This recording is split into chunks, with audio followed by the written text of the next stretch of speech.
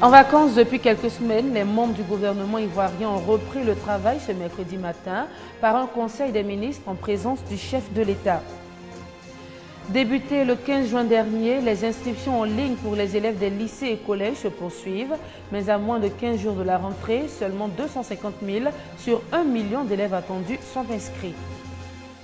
Prévu pour hier à Alger, le dialogue intermalien a été annulé. Toutes les parties ne sont pas encore réunies.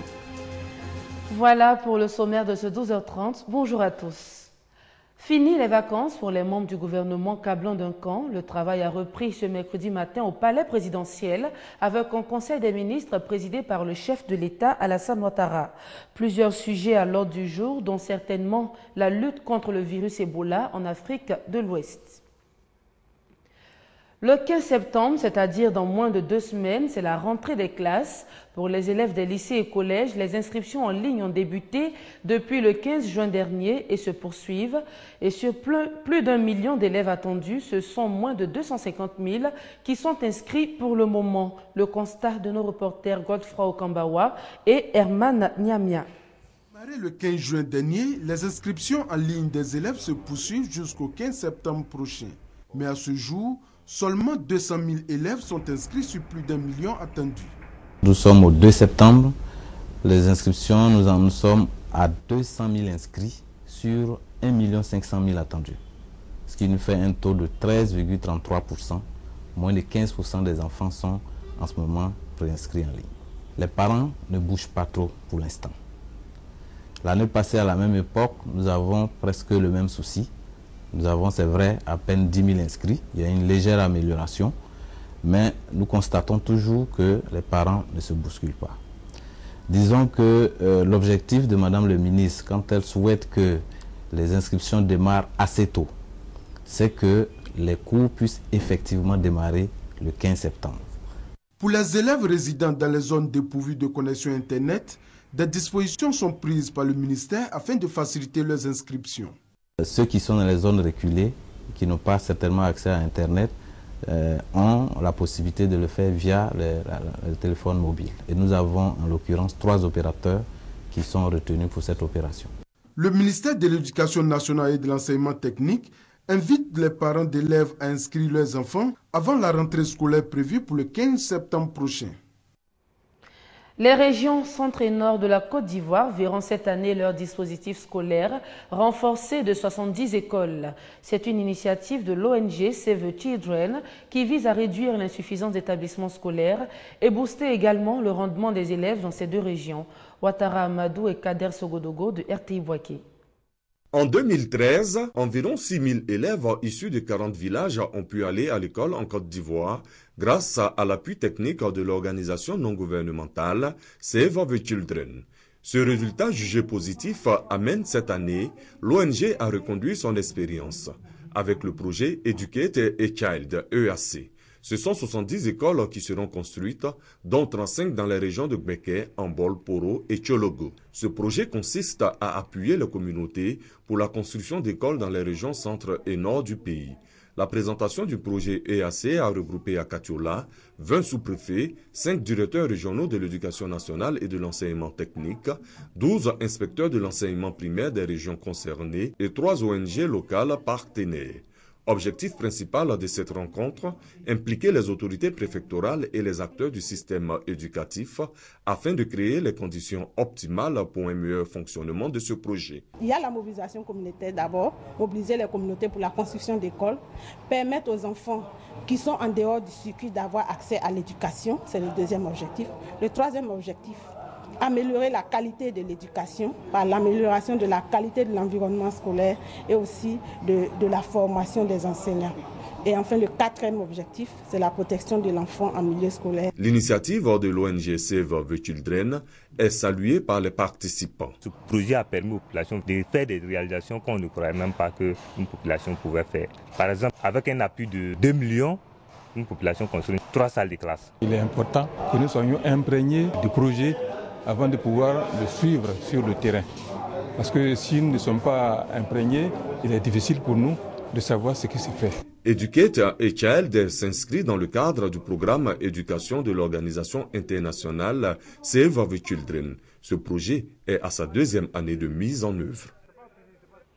Parti le 11 août dernier à destination de Yamoussoukro dans le cadre des colonies de vacances, les 189 colons de la commune du Plateau sont de retour depuis le dimanche 31 août. Ils ont pu, au cours de ce séjour culturel, découvrir la capitale politique et administrative de la Côte d'Ivoire et ses atouts. On en parle avec Kone Pargasoro et Herman Niamia. Pourquoi y a-t-il des blancs parmi les délégations? Sketch, chant, danse, chorale et jeux de flûte. Entre autres activités au centre de ces colonies de vacances initiées par la mairie du Plateau en faveur des enfants de la commune. Les 189 colons partis depuis le 11 août dernier à Yamoussoukro n'ont pas boudé leur plaisir.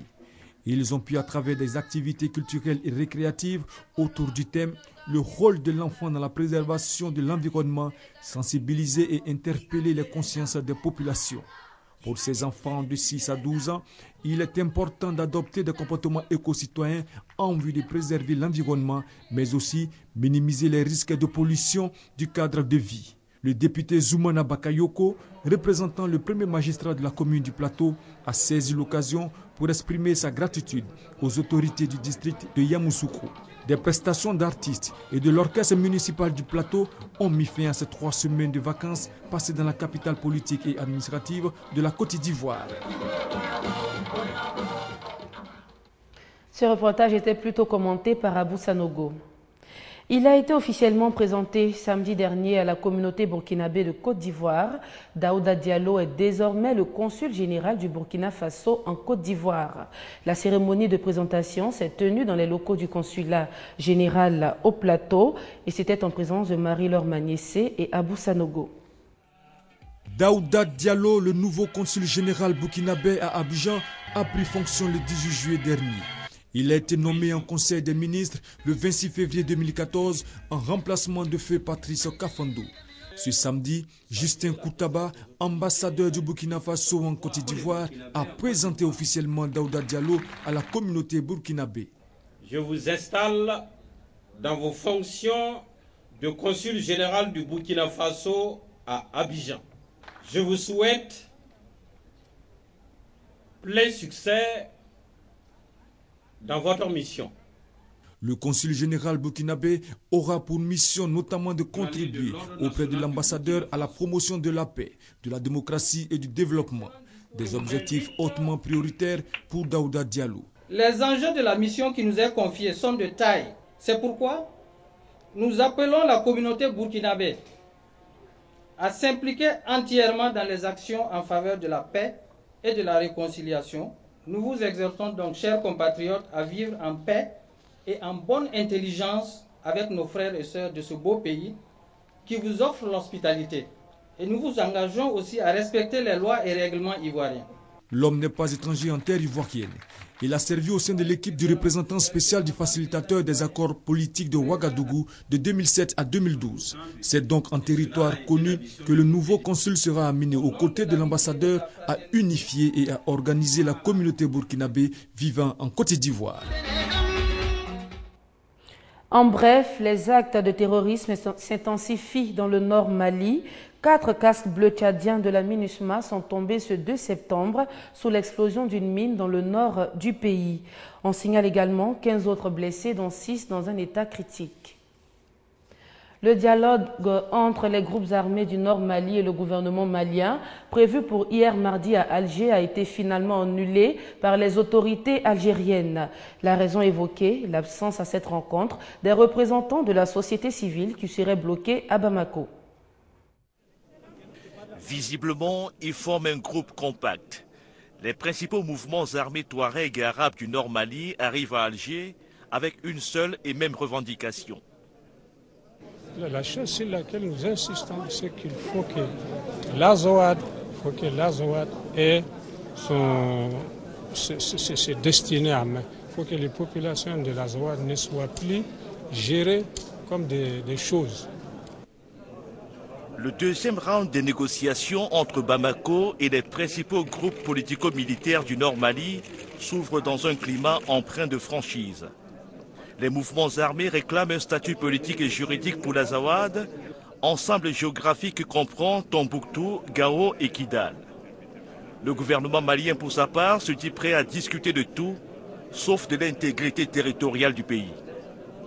On envoie des messages qui s'inscrivent dans le cadre de la dynamique de paix et nous nous félicitons de ces différents messages qui ont été prononcés en espérant que c'est le début d'un processus qui nous conduira à cet accord-là que tous les Maliens attendent.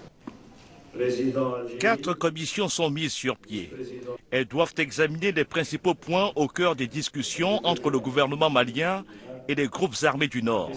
Des discussions qui se déroulent sous la triple médiation de l'Algérie, du Burkina Faso et de l'Organisation des Nations Unies. Je suis optimiste. Je suis très conscient que ça ne sera pas facile, mais les conditions sont uniques. C'est maintenant de les saisir. Au fin, je crois que tous les Maliens sont fatigués. Ils sont fatigués des intérêts, des petits intérêts. Il faut aller de tactique à la stratégie. Début ce mardi des discussions sur le fond, notamment sur les questions politiques et sécuritaires. Le gouvernement malien et les groupes politico-militaires du Nord ont au moins 4 semaines pour formuler des propositions concrètes. Au Libéria, un malade du virus Ebola s'est échappé d'un centre médical de Monrovia en charge des malades atteints par le virus Ebola. Le malade a pris la direction d'un marché de la ville, créant ainsi la panique. Son apparition dans un marché de Monrovia a créé la panique. L'homme armé d'un bâton est un malade d'Ebola. Il s'est échappé d'un centre d'isolement de la capitale à la recherche de nourriture. L'alerte a été aussitôt donnée par l'équipe médicale, partie à ses trousses. La foule en colère se tient à distance, alors que l'homme traqué menace le personnel médical qui tente de le raisonner. Les patients ont faim, ils meurent de faim, ils n'ont pas de nourriture, pas d'eau. Le gouvernement doit faire plus. Nous l'avons dit au gouvernement depuis le début, nous ne voulons pas que le virus Ebola s'installe ici. C'est le 5e patient à s'échapper ainsi d'un centre de traitement. Le patient porte bien une étiquette indiquant qu'il a été testé positif à l'hôpital Eloi de Monrovia. Les hommes en combinaison ont tout essayé avant d'user de la force.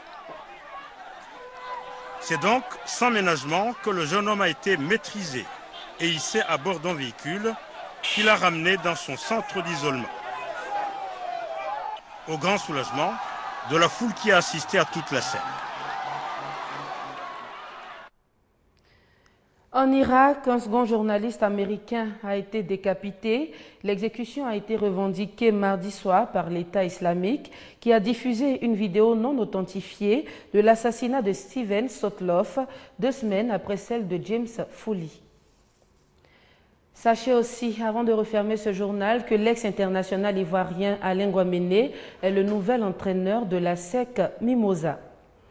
Voilà, c'est la fin de ce journal, mais l'info se poursuit sur notre site internet www.rti.ci. Retrouvez ce soir 19h30 Angelica et Aura pour d'autres informations. Au revoir.